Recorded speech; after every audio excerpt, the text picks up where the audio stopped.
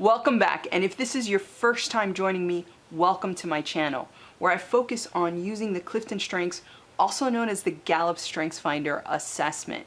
I explore how to best use the tool and how to make your results and your individuality work for you. In this video, I want to talk about how to intentionally use your CliftonStrengths results when you're working with others. See, everybody's going to have different results, but if you and others start sharing your results with each other, you may start to understand how you see things differently. Notice I didn't say why, I said how. You may start to understand why some people naturally just want to jump in and get started, like those with the activator talent theme. Others want to make sure that everybody feels welcome, like those with the includer talent theme. Some people like to look at things from every angle and anticipate the risks, like those with the deliberative talent theme. And others like to look back on history and precedent and how things were done before. And those are the ones with the context talent theme. If you share one or a few of your top talent themes with somebody else, it may be easier to connect quickly. You may share ways of thinking and feeling in common. You may just get each other without the need for a lot of discussion. And as a result of a lot of these easier connections, you may start to feel justified in thinking that your ways of seeing things are just obvious and they should be obvious to everyone. Why can't everybody just read your mind and just understand what your perspective is? But as I've mentioned in other videos, the chances of somebody else having the same top 5 as you is 1 in 33.4 million. The chances of somebody having the same top 10 as you is 1 in 476 trillion. That's just looking at your top 10, not even the full 34. I said 476 trillion. There's only about 8 billion people on the planet. You're going to have different results than others. Your lesser results are going to be somebody else's top talent themes. Working with others is a way of bridging the gaps in your talents, your strengths, and in your perspectives. Somebody else can help you see and manage your weaknesses and your blind spots. It's not always going to be easy to work with others, especially if you don't see eye to eye. In fact, working with others doesn't come naturally to some people. That's why in this strengths-based work, it's important to keep the focus on the ultimate desired outcome. Don't take things personally.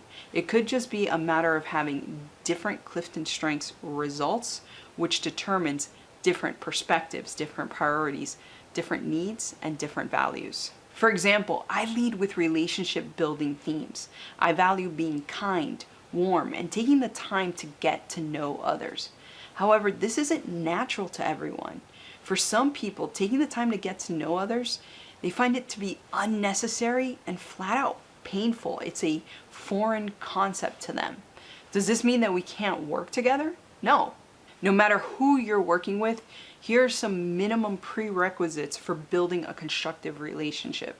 Number 1, value and appreciate each person's individuality. Your differences can make the collective result greater than the individual pieces, but they need to be working together to build each other up, not against each other and taking away from the greater whole. The more you appreciate others, no matter how different they are, the more you'll discover to appreciate and value. Number 2, agree on a shared vision or goal and the associated priorities. If you keep the focus on what you're heading towards, it keeps the focus away from your differences. Just make sure that you're both agreed on the same destination, otherwise the hiccups along the way are going to derail you. Number 3, respect each other. Now, respect means different things to different people, so you may want to explore what that means together. But ultimately, what you're looking to do is help each other and support each other be greater, not less.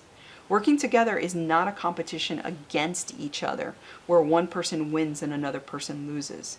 In this case, what you're trying to do is you're trying to win together. So what are the 4 ways to work together? Number 1, work with others to get an outside perspective.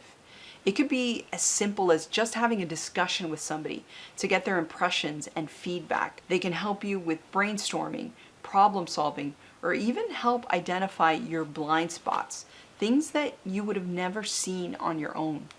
Another way to bridge your talent or strengths gaps is to delegate those tasks that are outside your strengths zone to somebody else. Now, I can already hear some of you say, but I don't have people that report to me, or I don't have the money, or I don't have the means to pay somebody else to do the things I can't do or that I don't want to do. This isn't a hierarchical discussion. This isn't about having resources or authority over somebody else.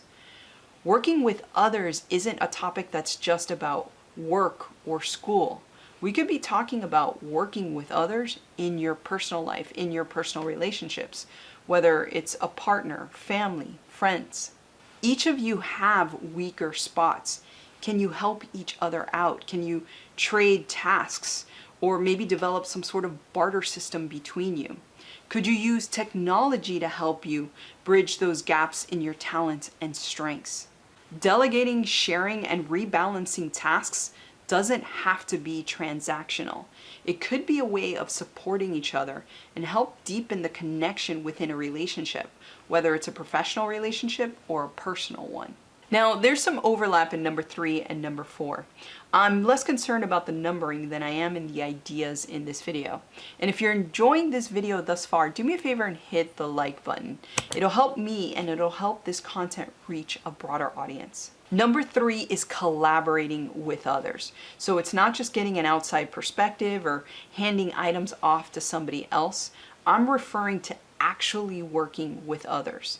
Easy examples of this would be something like a band or an orchestra. Each musician has their individual roles and strengths that contribute to the overall band or team, but they're working together, whether it's during a practice or a performance. It's all happening at once. From an outside perspective, it's a collective, cohesive experience. Because of the high interaction on the spot, this is the method that requires its members to get along with each other the most. Respecting each other and valuing each individual's contributions to the whole goes a long way to ensure that. Number 4 is slightly different, and I think of it more as coordinating with others.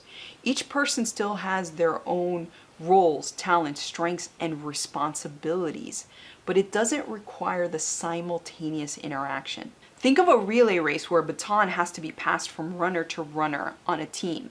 Yes, there are multiple athletes on the team, but each person's expected to do their individual part at a designated time. That is, when they have the baton. A project can be organized in this way. Maybe everybody comes together at the beginning and gets the vision, the goal, and their individual tasks. In some cases, maybe somebody is dependent on somebody else doing their part first. There are so many ways that this could play out. Maybe all the players weren't working together at the same time, but the result is a team effort. Whether your CliftonStrengths talent themes overlap with others or not, you can still find ways to work together. We just covered 4 different possibilities, and even those can be combined to make more. Knowing each other's results helps because your talent themes tell you where to look. You don't just meet people and know how you can help each other. It takes discovery. But using CliftonStrengths can be a shortcut. So what about you? As you look at your results, what gaps or blind spots come up?